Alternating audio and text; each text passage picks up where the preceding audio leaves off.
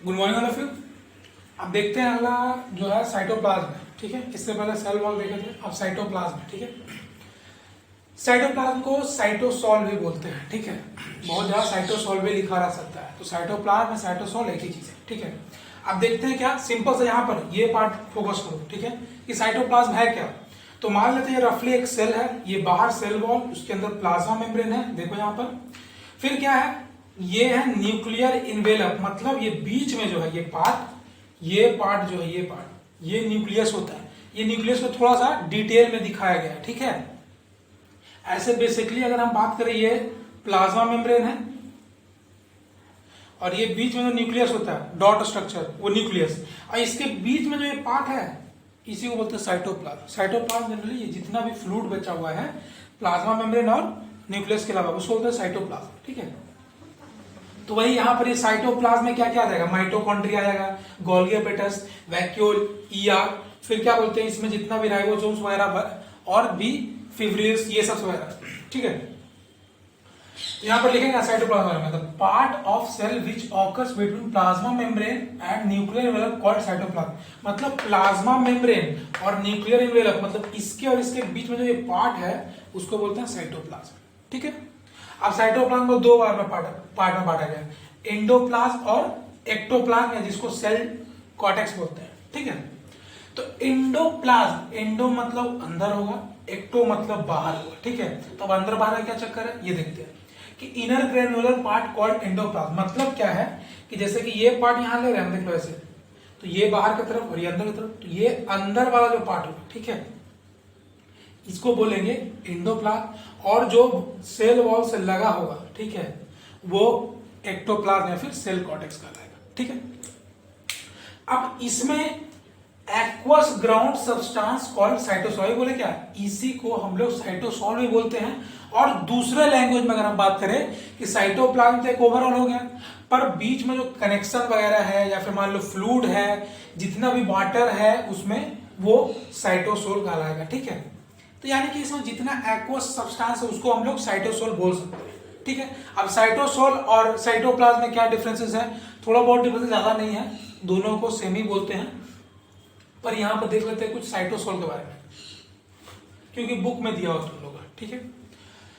Cytosol क्या है, it is soluble part of cytoplasm. देखो साइटोप्लाज्म का ये सॉल्युबल पार्ट है, ठीक है, और located between the cell organelles. मतलब क्या है कि जैसे मान लो माइटोकॉन्ड्रिया और गोल्गी एपेटस, ये दोनों के बीच में क्या होगा, साइटोप्लाज्म होगा। सिंपल सॉरी साइटोसोल होगा। अब सिंपल देखो, ये माइटोकॉन्ड्रिया, ये गोल्गी एपेटस, ये दोनों के बीच में किसका पार्ट है, साइटोप्लाज्म का ही तो पार्ट है, जिसको हम लोग साइटोसोल बोलते हैं।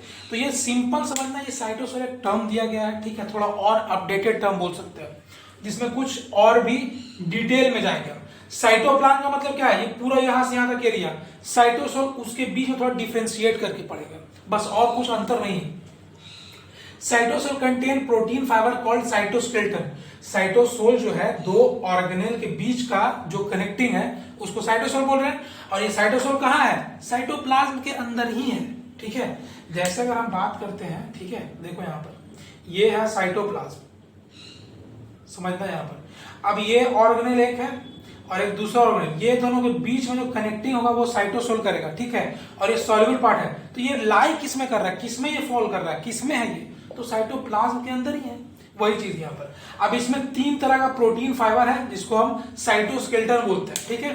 तीन प्रोटीन है जो साइटोस्केलेटन बोलते हैं, कौन कौन सा है, फर्स्ट, सेकेंड, थर्ड। माइक्रोट्यूब्यूल जिसको ट्यूबुलिन प्रोटीन बोलते हैं, माइक्रोफिलामेंट जिसको एक्टिन प्रोटीन बोलते हैं, और इंटरमीडिएट फिलामेंट जिसको केराटिन प्रोटीन बोलते हैं।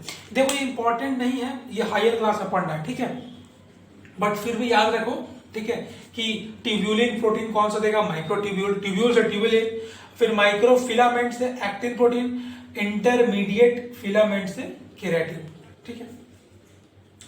अब देखते हैं इसमें केमिकल कंस्टिट्यूएंट क्या क्या होता है साइटोसोल में, ऑक्सीजन, कार्बन, हाइड्रोजन, नाइट्रोजन, और भी बहुत सारा होता है, ट्रेसेस एलिमेंट जो बहुत कम अमाउंट में पाया जाता है, ठीक है। फंक्शन क्या है, living cytoplasm is always in movement. अब देखो क्या है, साइटोप्लाज्म का फंक्शन क्या है, साइटोप्लाज्म बोलो या साइटोसोल जो भी, ये लिविंग है और ये मूवमेंट रहेगा। अब एक चीज याद रखना, जो सेल लिविंग है उसमें मूवमेंट कंफर्म होगा। अगर मूवमेंट नहीं है या फिर मान लो प्लाज्मा मेम्ब्रेन अगर एक्सचेंज नहीं कर रहा है तो वो सेल डेड हो जाएगा, क्योंकि उसमें वेस्ट हमेशा प्रोडक्शन होते रहता है, मेटाबॉलिज्म होते रहता है, मतलब कुछ बनते रहता है और टूटते रहता है। अगर वो वेस्ट बाहर नहीं निकलेगा तो सेल डेड कर जाएगा, ठीक है। अब क्या है, ये साइटोप्लाज्म है, तो इसके अंदर बहुत सारा चीज स्टोरेज होता है, वाइटल स्टोरेज का काम करता है, मतलब इंपॉर्टेंट केमिकल को स्टोर करने का काम करता है, जैसे अमाइनो एसिड हो गया, ग्लूकोज हो गया, विटामिन हो गया, आयंस हो गया, ये सब वगैरह वगैरह, और भी बहुत सारा चीज सेल के अंदर ये स्टोर करने का काम करता है। क्योंकि देखो प्लाज्मा मेम्ब्रेन और न्यूक्लियस के बीच में सारा पार्ट किसका है, साइटोप्लाज्म का है, तो ये सारा काम तो यही करेगा। इट इज साइट ऑफ, देखो बोले मेटाबॉलिक एक्टिविटीज, ये क्या है, साइट मतलब क्या, ये कौन सा जगह है, तो मेटाबॉलिक एक्टिविटी का जगह, मतलब इस एरिया में कुछ बनता और टूटता है, जैसे मान लो नया सब्सटेंस बनेगा, पुराना सब्सटेंस टूट के वो वेस्ट के साथ बाहर आएगा, तो उसी को बोलते हैं मेटाबॉलिक एक्टिविटी। मेटाबॉलिज्म या मेटाबॉलिक उसको बोलते हैं जिसमें दो प्रोसेस होता है, कुछ बनना या फिर कुछ टूटना। कुछ बनना को बोलते हैं एनाबॉलिज्म, कुछ टूटना को बोलते हैं कैटाबॉलिज्म, ठीक है। जैसे ग्लाइकोलाइसिस होगा, सिंथेसिस ऑफ फैटी एसिड होगा, न्यूक्लियोटाइड्स होगा, और कुछ अमीनो एसिड वगैरह वगैरह बनेगा, ठीक है। बहुत सारा चीज बनता है, इसका डिटेल में तुम लोग को पढ़ना रहता है, बट अभी फिलहाल इतना ही पढ़ना है, ठीक है। नेक्स्ट देखते हैं हम लोग न्यूक्लियस के बारे में, ठीक है।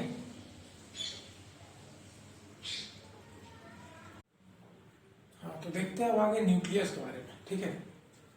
अब न्यूक्लियस क्या था, जैसे हम लोग देख लेंगे साइटोप्लाज्म का क्या था, वैसे यहाँ पर हम न्यूक्लियस के बारे में देख रहे हैं।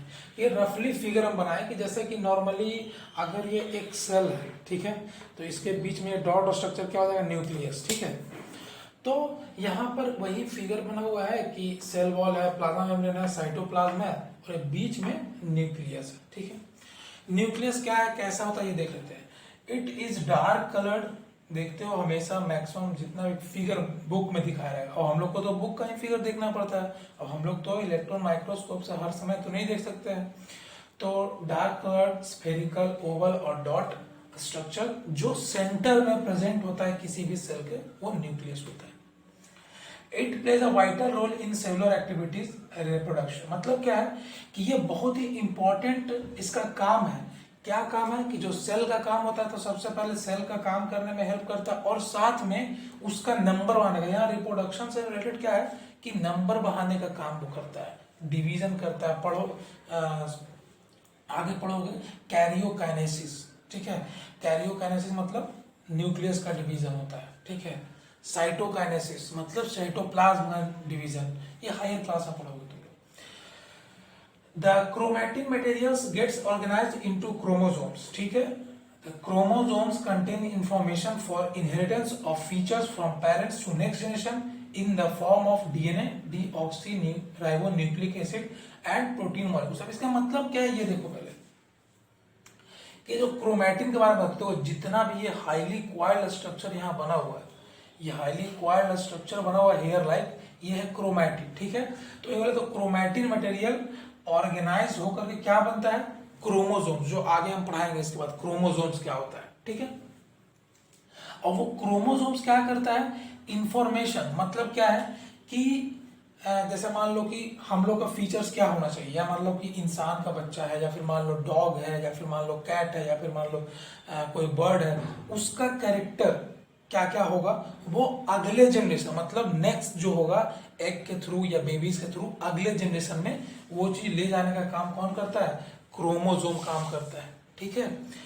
हो गया inheritance of the features of parent to next generation in the form of, कौन से फॉर्म में, जैसे मान लो अगर कोई एक बर्ड है, ठीक है, तो बर्ड का एक चोंच होना चाहिए, फिर आंख, दो फेदर होना चाहिए, पैर, ये सब चीज अंदर बॉडी का पार्ट, वो सारा चीज, और क्या क्या बिहेवियर और क्या क्या उसमें फंक्शन करने वाला सारा चीज डीएनए के फॉर्म में अगले जनरेशन में, और प्रोटीन मॉलिक्यूल्स के फॉर्म में अगले जनरेशन में, मतलब एक जनरेशन से अगले जनरेशन में पास होता है। और ये काम क्रोमोसोम का डीएनए के फॉर्म में और प्रोटीन मॉलिक्यूल के फॉर्म में होता है, ठीक है। अब रहा बात फिगर का, तो फिगर देखो रफली याद रखना है, फिगर रफली क्या राउंड करना है 2। अब एक चीज होगा कि इसमें एक याद रखना, मैं न्यूक्लियर इन्वेलप याद रखो, बाकी सारा चीज याद हो जाएगा खुद, ठीक है। सेल का रफली एक फिगर याद रखना, जैसे मान लो क्या है कि पहले राउंड बनाएंगे, फिर दूसरा राउंड लेंगे, फिर बीच से कट करते जाएंगे और सबको पाइप की तरह जोड़ देंगे पहले, और उसको भी एक पतला लाइन से जोड़ेंगे जो न्यूक्लियर पोर कहलाएगा। ठीक है, जहां पर न्यूक्लियर इन्वेलप नहीं होगा वहां पे न्यूक्लियर पोर होगा। यहाँ पर देख फिगर से देखो बहुत सा चीज लिख सकते हैं। यहाँ न्यूक्लियर पोर का मतलब क्या है, न्यूक्लियर इन्वेलप नहीं है। न्यूक्लियर इन्वेलप क्या है देखो तो, ये जो ये राउंड किए हैं ऐसा, मतलब खाली जगह वाला, ठीक है, वो न्यूक्लियर इन्वेलप है। तो न्यूक्लियर पोर के पास न्यूक्लियर इन्वेलप नहीं है, ये है पूरा न्यूक्लियस। और न्यूक्लियस के अंदर एक मटेरियल होता है डॉट डॉट ब्लैक कलर का, उसको न्यूक्लियोलस बोलते हैं। ठीक है, अब न्यूक्लियस के अंदर जो लिक्विड पार्ट होगा उसको बोलेंगे न्यूक्लियोप्लाज्म। जैसे साइड सेल के अंदर था लिक्विड और जितना भी सॉल्यूशन टाइप का, उसको बोलते थे साइटोप्लाज्म। न्यूक्लियस के अंदर हो तो उसको बोलेंगे न्यूक्लियोप्लाज्म। ठीक है, क्रोमैटिन जो हाईली क्वाइल्ड है उसको बोलेंगे। ठीक है, अब इसी चीज को अगर हम सेल में और इलेबोरेट करेंगे तो हमेशा सेल से यहाँ पर ये जुड़ा रहता है इंडोप्लाज्मिक रेटिकुलम। जो ये न्यूक्लियर एनवेलप देख रहा है, ये देख रहे हो, ये लोग ये सब देख रहे हो ना, ये न्यूक्लियर एनवेलप देख रहे हो, ये यही चीज है ये वाला। ठीक है, और इसी न्यूक्लियर इन्वेलप से ही क्या बन रहा है, इंडोप्लाज्मिक रेटिकुलम। ये क्या है, ये है ईआर।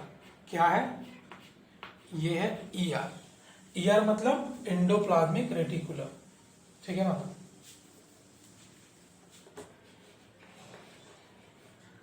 इंडोप्लाज्मिक रेटिकुलम है। ठीक है, अब इसमें क्या क्या पॉइंट है देख लेते हैं। ये डबल मेम्ब्रेन, मतलब कि ये ऐसे करके है एक एक, तो डबल मेम्ब्रेन बनाएगा जो क्या करेगा, न्यूक्लियर इन्वेलप बना रहा है। इन्वेलप मतलब जो होता है किसी में कुछ भरा जा सके।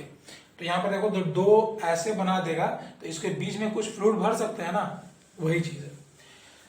अब इसके बीच अंदर जो ये जगह है उसको बोलते हैं स्पेस इन न्यूक्लियर मेम्ब्रेन। ठीक है, न्यूक्लियर मेम्ब्रेन के अंदर स्पेस। अब यहां पर ये देखो पॉइंट ऑफ कनेक्शन, मतलब क्या है, न्यूक्लियर जो मेम्ब्रेन है उससे क्या हो रहा है, इंडोप्लाज्मिक रेटिकुलम का कनेक्शन है, मतलब उससे जुड़ा रहता है। देखना बुक में 2-3 पॉइंट पे इंडोप्लाज्मिक रेटिकुलम बनाया रहेगा। ठीक है, तो इसका कनेक्शन रहेगा। अब इसमें देखो मेनली जो दिखाया है कि न्यूक्लियर इन्वेलप से इंडोप्लाज्मिक रेटिकुलम का कनेक्शन, देखो ये कनेक्शन है कि इसी से ना होगा ओरिजिनेट। तो अब इसमें देखो क्या फिगर क्या दिया रहेगा, एक में डॉट डॉट डॉट करके ऊपर ऊपर दिया रहेगा और एक में बिना डॉट के रहेगा, तो वो राइबोसोम का प्रेजेंस बताएगा, वो हम बताएंगे, वो डिफाइन करेगा एससीआर और आरईआर जब पढ़ाएंगे इंडोप्लाज्मिक रेटिकुलम तब। ठीक है, अब न्यूक्लियस का कुछ पॉइंट एक है और देखते हैं क्रोमोसोम। ठीक है।